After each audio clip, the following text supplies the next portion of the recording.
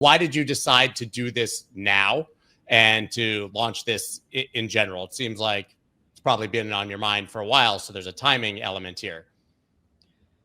Yeah. So we've been building towards this for some time. We've been very clear about Chainlink's role in the enterprise adoption of smart contracts, in the enterprise capital markets adoption of the Chainlink standard as the standard for data, connectivity, identity, privacy, and really all the key operations that need to happen alongside a blockchain to make those enterprise smart contracts possible. So we've been going down that path for many years.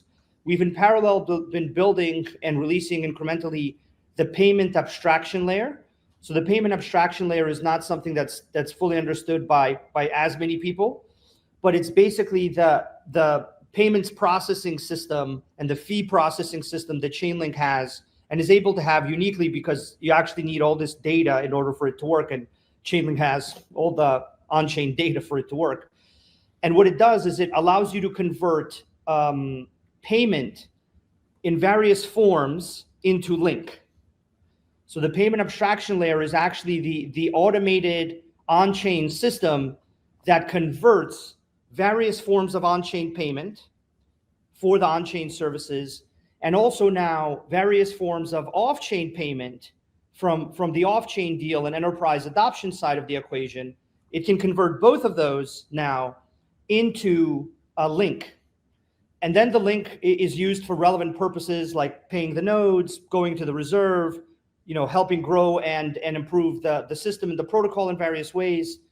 But we reached a threshold of having the payment abstraction layer able to handle and properly process both on-chain and off-chain revenue. And then we also reached a kind of threshold in the total amount of revenue. So once we reached the hundreds of millions mark on revenue is when we decided or thought through or consulted with everybody and went in the direction of, turning on the reserve, turning on these features in payment abstraction. And as a larger and larger portion of that revenue was off-chain deal revenue, it also became very clear to us that the payment abstraction layer had to handle off-chain deal revenue.